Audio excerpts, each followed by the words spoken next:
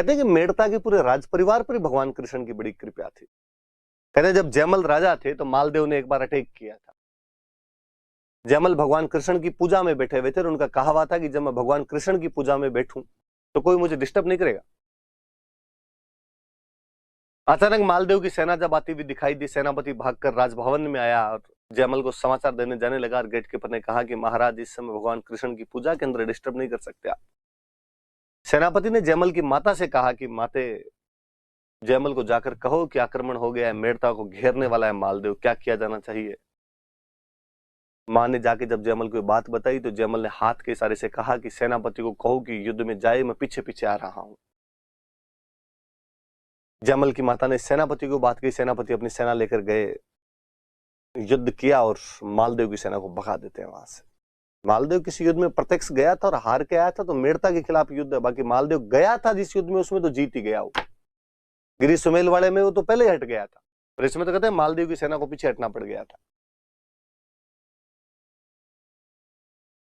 मेड़ता की सेना जिंदाबाद के नारे लगाती हुई, राजा जयमल जिंदाबाद, मेड़ता जिंदाबाद।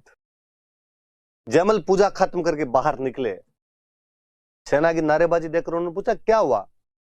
सेनापति ने मुस्कुराते हुए कहा कि महाराज, आपके असाधारण प्रदर्शन की वजह से आज मेड़ता ने मारवाड़ को हराया, हमारी जीत हुई है। जयमल ने कहा मेरे, मैं अंदर पूजा कर रहा था। सेनापति ने कहा आप झूठ मत बोलो, आप ही तो लड़ रहे थे सबसे आगे, आपने कहा था पीछे पीछे आ रहा हूं, फिर आ ही गए थे आप, और आपने बताया था ये करो वो करो, इधर से लड़ो उधर से लड़ो। जयमल ने कहा नहीं यार, मैं नहीं था युद्ध में, मैं पूजा में ही था। अरे सर थे आप। सेना ने जब जिद की तो जयमल भागकर वापस मंदिर के अंदर आए और क्या देखते हैं कि भगवान कृष्ण की मूर्ति के पानी टपक रहा था, जैसे पसीना आ गया हो किसी आदमी के। कहानियां यह भी कहती है कि भगवान कृष्ण की उस मूर्ति के दोनों कानों में कुंडल पहने हुए थे, लेकिन अब उस मूर्ति का एक कुंडल गायब था। जयमल भागकर उस जगह पर पहुंचे जहां पर युद्ध हुआ था। कहते हैं उस जगह पर वो कुंडल मिला था। मेड़ता के पास आज भी उस जगह का नाम कुंडल है। आज भी राजस्थानी के अंदर दोहे बोले जाते हैं कि जयमल जतरो सूरो हो, उतरो भगत भगवंत। कि जयमल जितना सूरवीर था उतना ही भगवान का भक्त था। जयमल बनने जूझियो राधा रुक्मण रो कंत। ये जयमल बनकर जूझ गया था, राधा रुक्मण रो कंत, कंत मतलब पति, राधा और रुक्मणी का वो पति उस दिन जयमल बन के जूझ गया था, क्योंकि जयमल न केवल सूरवीर था बल्कि भगवान कृष्ण का भी उतना ही बड़ा भक्त। मैं ये कहानी सुनाता हूं तो मुझे लगता है नागौर की धरती पर भगवान कृष्ण की कोई असीम कृपा रही होगी। एक कहानी और याद आती है जो बहुत बचपन में, इन दोनों कहानियों से पहले मैंने शायद सबसे पहले उसी कहानी को सुना होगा। जन जन की प्रिय वो कहानी बताती है कि किसी समय नागौर के अंदर एक किसान पति पत्नी रहा करते थे। भगवान कृष्ण के अनन्य भक्त थे। एक बार किसी कारणवश उन दोनों पति पत्नी को बाहर जाना पड़ रहा था, 10-12 दिन के लिए बाहर जाना पड़ रहा था। तो अपनी बच्ची जो कि 10-12 साल की थी उसको कहा कि तुम घर को संभालना, ठीक है, पर पहले सुबह उठते ही भगवान कृष्ण को भोग लगाना, भगवान कृष्ण को भोग लगाए बिना तुम खाना मत खाना, पहले भगवान खाना खाते हैं फिर अपने खाना खाते हैं। बच्ची ने कहा ये भी ठीक है। अगले दिन बच्ची सुबह जल्दी उठी, स्नान किया, स्नान करके भगवान कृष्ण की अगरबत्ती की भोग लगाया वहां पर। कहा भगवान कृष्ण, पापा कह के गए थे कि आप खाना नहीं खाओ तब तक मैं नहीं खाऊं, इसलिए आप खा लो, तब तक मैं घर के बाकी काम कर लेती हूँ, फिर मुझे खाना खाना। बाकी काम निपटा कर आई तो उसने देखा कि खाना तो वैसे वैसे पड़ा है। खाने के नाम पर होता क्या था, तो मारवाड़ में खींचड़ा बनता था, तो बच्ची ने खींचड़ा डाला था। बच्ची ने मूर्ति की तरफ देखते हुआ, क्या हुआ, खा क्यों नहीं रहे। मूर्ति क्या तो बोले और क्या खाए। उसने कहा देखो पापा तो आ जाए नहीं, खाना तो पड़ेगा, मेरे हाथ से खाना पड़ेगा आज तो। एक राउंड और लगा के आती हूँ मैं, थोड़ा बहुत काम बाकी हो रहा है वो करके आती हूँ, खा लेना। वापस घूम के खींचड़ा 10 का 10 कटोरे में वैसे के वैसे पड़ा। उसने कहा मैं समझ गई, थोड़ा सा घी कम क्या डाला, खिचड़ा नहीं खाओगे। पापा आदत बिगाड़ गई आपकी। घी लेके गरम करके और डाला उसके अंदर, सामने बैठ गई मूर्ति की, खाओ, जब तक नहीं खाओगे मैं नहीं उठूं। पर्दा लगा दिया, शर्म आ रही है तो चुपचाप खा लो अकेले बैठ के। थोड़ी थोड़ी देर में पर्दा उठा उठा के देखे, 4 बज गए दोपहर के, बच्ची की आंतड़ियां खुलबुला गई। भगवान कृष्ण ने देखा कि बच्ची मर जाएगी आज। इस बार जब उसने पर्दा उठाकर देखा तो खिचड़ा गायब था। भगवान कृष्ण झीम गए। बच्ची ने दूसरे दिन वापस खिचड़ा बनाया और कहा कि आज नाटक मत करना, चुपचाप खा लेना फटाफट। अगले 10 दिन तक उसने वैसे भगवान कृष्ण को खिचड़ा खिलाया। निश्चित समय पर मम्मी पापा वापस लौटे। मम्मी रसोई में गई, रसोई में जाते ही मम्मी ने घी वाली केतली संभाल ली। अपनी भी मम्मियां बाहर से जब भी आती है तो घी वाली केतली ही संभालती है। महिलाओं का घी में जीव ज्यादा रहता है उधर।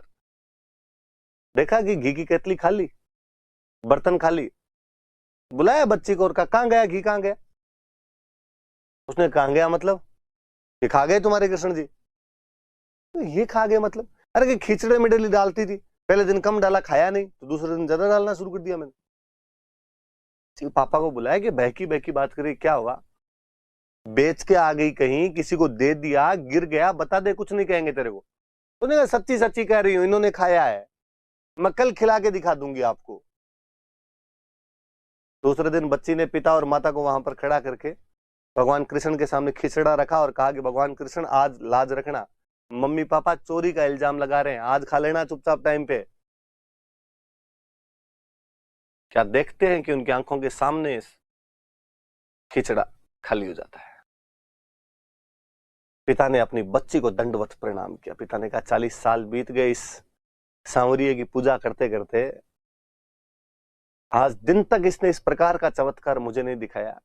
तूने 9-10 दिन में ऐसा क्या किया है कि डेली तेरे हाथ का बना हुआ खिचड़ा खा लिया करते थे। हम आज दिन तक उस बच्ची के गीत गाते हैं, उस भगवान की महान भक्त महिला के गीत गाते हैं। कर्मा ल्याई दूध खींचड़ो ऊपर घी की बाट की, जिमा मारो श्याम धनी जिमावे बेटी जाट की। कि वो कर्मा डेली दूध खींचड़ा और ऊपर घी की बाट की लाया करती थी।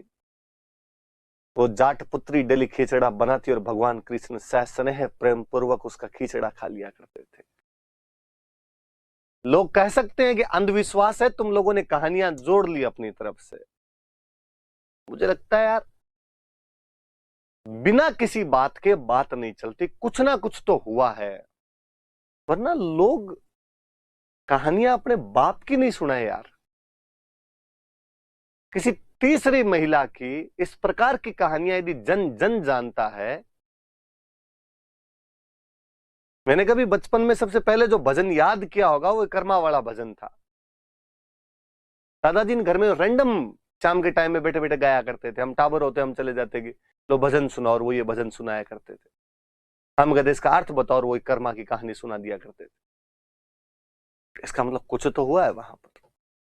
से कर्मा, मीरा, जमल की कई कहानियां हमारे इन फिजाओं के अंदर तैरती रहती है, भगवान कृष्ण की उन लीलाओं के बारे में बताती रहती है। इसलिए मैं अक्सर आपको कहता रहता हूं कि भारत के जनमानस से कभी भी आप गाय, गंगा और गोविंद को निकाल नहीं पाएंगे। ये भारतीय जनमानस के अंदर रहेगी, अटूट रहेगी। मीराबाई की बातें थी, इनके साथ में थोड़ी सी बातें ज्यादा हो गई।